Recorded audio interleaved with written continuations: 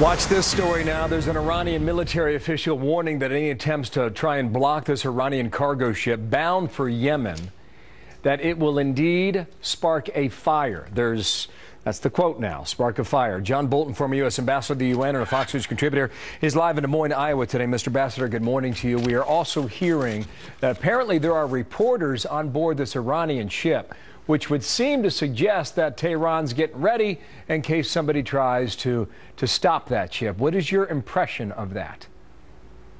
Well, remember, we faced something similar about a week or 10 days ago when an Iranian flotilla, probably with equipment, aid, arms perhaps, for the Houthi rebels in Yemen, turned back in the face of a U.S. carrier battle group. Now, this may be another attempt to see if they can get something into the port of Aden to aid the Houthi and to raise the stakes with the Saudis. I think the Iranians, again, continue to see weakness on the part of the Gulf Arabs, weakness on the part of the United States. They're testing. They're going to see what happens here. You're probably right about that, because you've got 4 of the 6 leaders will not attend the summit that begins today.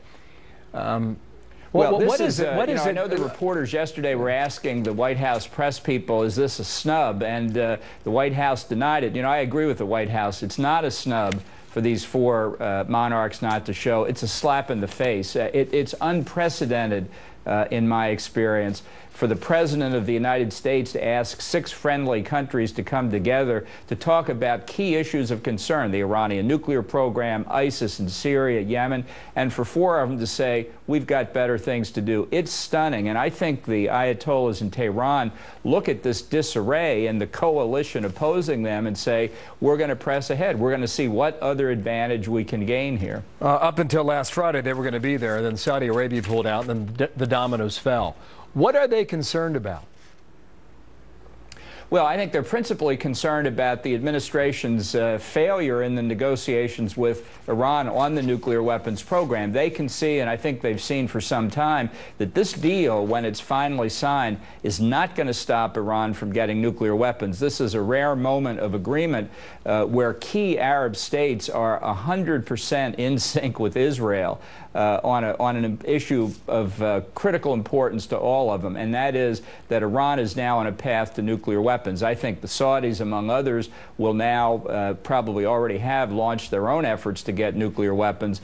They want security guarantees from the United States. Honestly, that wouldn't be enough. I don't think Obama would give them, and I'm not sure they would believe him even if he did. Wow. Not a snub, but a slap in the face, you say. Wow. I think this is unprecedented in my experience.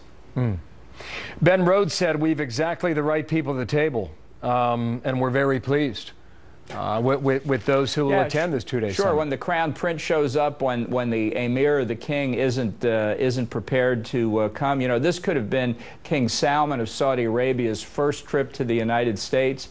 It could have been very significant for the relationship. Many other issues could have been discussed.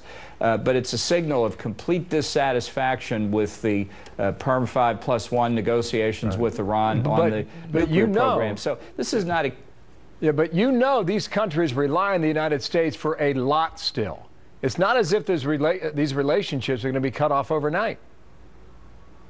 No, but they're doing something within what is within their limits to do to show the political displeasure. And so, you know, when people critique the deal that's under negotiation, it's not just Barack Obama's critics in the United States who think he's failing.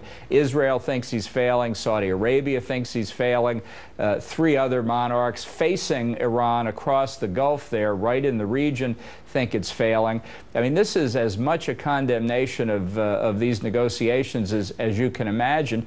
And I think that's, again, why Iran sees disarray and weakness in the American-led coalition. And so I wouldn't be surprised if they torque up the pressure in Yemen. This ship is one indication. Torque up the pressure in places like Bahrain or the eastern province of Saudi Arabia, where there are many Shia Arabs living. I think things are going to be popping all over the region. Wow, we're watching that. We got some breaking news. Thank you, Mr. Ambassador. John Bolton from Des Moines. Thank you, Bill. You bet.